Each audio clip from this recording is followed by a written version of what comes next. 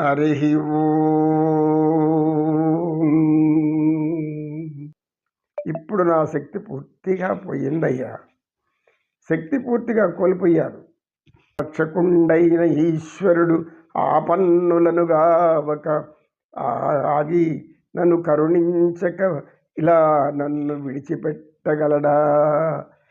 లేదు లేదు, నన్ను ఈ యొక్క ఆపన్నుని కాచునుగాక, కాపాడునుగాక, వచ్చి రక్షించునుగాక అని గజేంద్రుడు నింగికెక్కి నిక్కి చూచుచుండే, ఆకాశంబునొక పరీక్షించి చూచుచుండే, వెతకుచుండే. సృష్టి అంతా వెతుకుతున్నాడు, ఆకాశం అంతా చూస్తున్నాడు. ఇప్పుడు నేల మీద చూపులు పోయినాయి. నేల మీద చూపులు పోయేసి ఆకాశం చూస్తున్నాడు. ఏమన్నాడు? ఆ పన్నులు అంటే ఏమి? ఆపదలో ఉండేవాడు. ఇప్పుడు నేను ఆపదలో ఉండా. ఏ ఆపదలో ఉండా? ఈ ముసలి నా కాళ్ళు పట్టుకొని అది ఏమో దానికి ఒక ఆనందమైనటువంటి పదార్థం లాగా నా కాళ్ళు కసర కొరికి తాగేస్తాను. నా రక్తం అంతా అయిపోయింది. నా పని అయిపోయింది. నేను కానీ నువ్వు కాపాడకపోతే నీకు భక్తులే ఉండరు. ఎందుకు? నేను ఇంత భక్తితో ప్రార్థిస్తున్నాను, నువ్వు రాకపోతే నీకు భక్తులే ఉండరు. అంటే ఈ ఒక గజేంద్రుడు భక్తి పోతే మిగతా వాళ్ళందరూ భక్తులు ఎవరు ఉండరా అని అమాయకంగా పాపం ఆ పన్నులు కావచ్చు అని ఆకాశంగా చూస్తున్నాడు. ఇప్పుడు ఎక్కడున్నావో, ఈ మూలున్నావా, ఆ మూలున్నావా, ఏ మూలున్నావు, అన్ని దిశలందు ఉండాలంటున్నారు నిన్ను. కలడందురు అన్ని దిశల్లో అంతటా ఉండవంటున్నావు. నాకు ఎక్కడ కనపడలేదు. నేను ఈ వైపు చూస్తున్నా, ఆ వైపు చూస్తున్నా, ఇప్పుడు ఆకాశంగా చూస్తున్నా. మానవులు కూడా మనమందరం అనేక సందర్భాల్లో ఆపదలు చిక్కుకుని ఉంటాం, అనేక ఆపదలు ఎదుర్కొని ఉంటాం.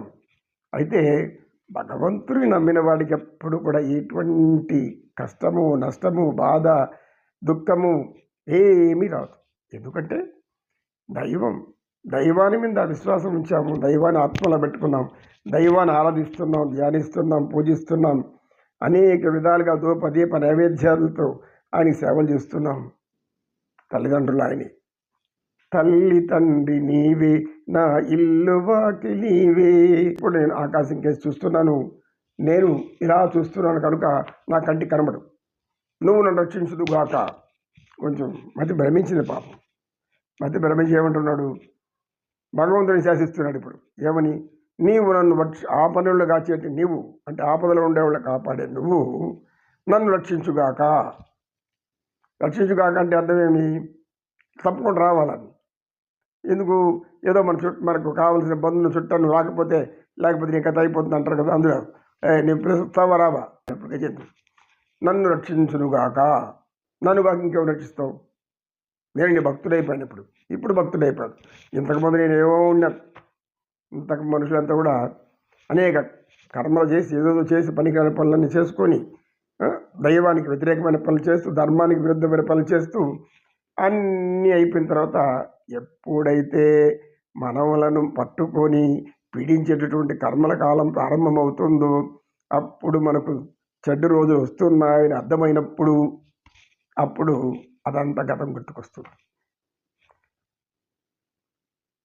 యోగశాస్త్రం ఏం చెప్తుందంటే, ఈ గజేంద్ర మోక్షం గురించి, గజేంద్ర మోక్షంలో గజేంద్రుడు ఏ విధంగా మారిపోయాడని. మనసు ఎప్పుడు కూడా గతంలోకి వెళితే దుఃఖమే మిగులుతుంది. గతంలోకి వెళితే దుఃఖం మాత్రమే ఉంటుంది. గతాన్ని తలుచుకోబాకండి. ఎక్కడ దాన్ని అప్పుడే వదిలేసేయండి. పొద్దున్న సాయంత్రం చేస్తాము పనులు, అనేక పనులు ఉంటారు, అనేక వ్యాపారస్తులు ఉంటారు, అనేక విధాలైనటువంటి జీవన విధానాలు ఎన్నుకొని జీవిస్తూ ఉంటారు. ఇవన్నీ జరుగుతూ ఉంటాయి. అయితే ఇదంతా కూడా తెలిసో తెలియకుండా జరిగేటప్పుడు ఏం చేయాలంటే, చివరిలో పడుకునేటప్పుడు, అయ్యా అజ్ఞానినా మయా దోషాన శేషాన్వితాం హరే చమషత్వం శేషశైలశిఖామణి. ఏమనుకోవాలా? అజ్ఞానినా మయా దోషాన శేషాన్వితాం హరే. అయ్యా తెలుసో తెలియకో, జ్ఞానంతోనో అజ్ఞానంతోనో నేను చేసేసాను కనుక నన్ను క్షమించు శేషశైలవాస. శేషశైలవాస శ్రీ వెంకటేశ శయనించు మాయయ్య చీసిద్విలాస శయనించు మాయయ్య శ్రీ చిద్విలాస శ్రీదేవి వంకకు చిలిపిగా చూడకు అలమేలు మంగకు అలుకరానీయకు. కనుక ఓ శశీలవాస శ్రీ వెంకటేశ్వర, తెలుసో తెలియకో నా కర్మ కొద్ది బుద్ధులు అనే పాపాలు కర్మలు చేశాను, మంచి చేశాను, ఏమో నాకు గుర్తులేవు, మర్చిపోయాను, ఏమన్నా ఉంటే మన్నించి దాసు తప్పులు దండంతో వస్తుంది. భగవంతుడిని మనం కొన్ని తెలుసు చేస్తాం, తెలియక చేస్తుంటాం తప్పులని. అంతా అయిన తర్వాత మంచి మనస్సు, మంచి హృదయం, పశ్చాత్తాపం అంటే అయ్యో ఇది పొరపాటు చేస్తాం, నిద్ర లేచింది పడుకునే ముందు గుర్తు చేసుకోవాలి. ఎందుకు చిన్న చిన్న ఏమన్నా మంచి పనులు ఏం చేస్తే అది మర్చిపోవాలి. మంచి పనులు మర్చిపో, అది నీకు ఆనందం. చెడు పనులు ఇదే విడిచిపెట్టేయి అంటే వాళ్ళు తల మీద చూడటం కాబట్టి చెడు పనులను కూడా మర్చిపో పూర్తిగా. ఎందుకు అదే గుర్తొస్తాయి ముందు, నేను ఈ పని చేస్తానే లోపల పీకుతుంది అంతరాత్మ ప్రబోధం. కనుక చివరిలో అజ్ఞాని నామయ దోషాన శేషానిత, తప్పులు తెలుసో తెలియకుండా చేసేస్తారు, నన్ను కాపాడు. ఇప్పుడు గజేంద్రుడు ఆ విధంగా అంటున్నాడు, నన్ను కాపాడుగాక అంటే ఆయన శాసిస్తున్నాడు అనమాట. శాసించడం ఏమి, భక్తుడికి ఒకసారి కోపం వచ్చేసింది, ఎంతసేపు రాకపోతే చేస్తావు, నువ్వు వస్తావా రావా, లేకపోతే నేను దూకేస్తా, బావిలో దూకుతా, గుంతలో దూకుతా, లేకపోతే చెరువులో దూకుతా, లేదంటే అను చెట్టుకి వెళ్ళాడతా భగవంతుడు రాకపోతే. అప్పుడు ఏం చేస్తాడు ఆయన, ఒరే నా భక్తుడు ఒక భక్తుడు పోతే నాకు భక్తుల్లో తగ్గిపోతాడు, ఒక భక్తుడు తగ్గిపోతాడు, అయ్యి వీడిని కాపాడాల్సిందే అనుకుంటాడని అనుకుంటున్నాడు గజేంద్రుడు. భగవంతుడు ఏమనుకుంటాడు, ఈయన అనుకుంటున్నాడు మనసులో ఏమని, నాలాంటి భక్తుడు ఒకడు పోతే నీకు భక్తుడు తగ్గిపోతాడు. అప్పుడు ఏం చేస్తావు, నువ్వు ఒక భక్తుడిని కోల్పోతావు, అంటే ఒక ఓటు పోయింది నీకు. ఒక ఓటు తగ్గితే కూడా ఓడిపోయేవాళ్ళు అనేక మంది ఉన్నారు ఈ దీంట్లో. అలాగా ఈయన నన్ను ఆపన్నుడైన నన్ను కాచుడుగాక, నా మొర వినుగాక, నన్ను రక్షించునుగాక అంటున్నాడు. ఈ విధంగా గజేంద్రుడు ప్రార్థిస్తున్నాడు భగవంతుడు. నమో కృష్ణ నమో కృష్ణ. తర్వాత కాసంత విశ్రాంతి తీసుకొని మళ్ళా చర్చించుకుందాం.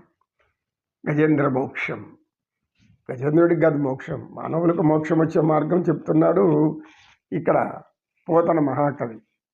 అంటే వ్యాసుల వారు రాసినటువంటి భాగవతంలో ఈ గజేంద్ర మోక్షం అనే అద్భుతమైనటువంటి ఘట్టము భక్తికి మూల కారణము.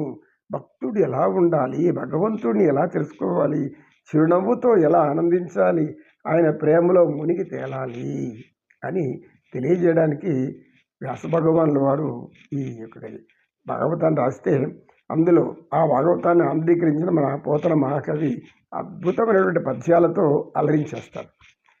అదే భావం కావాలి మనకు, పద్యం కన్నా కూడా అర్థం కాని వాళ్ళకు భావాలు అవసరం.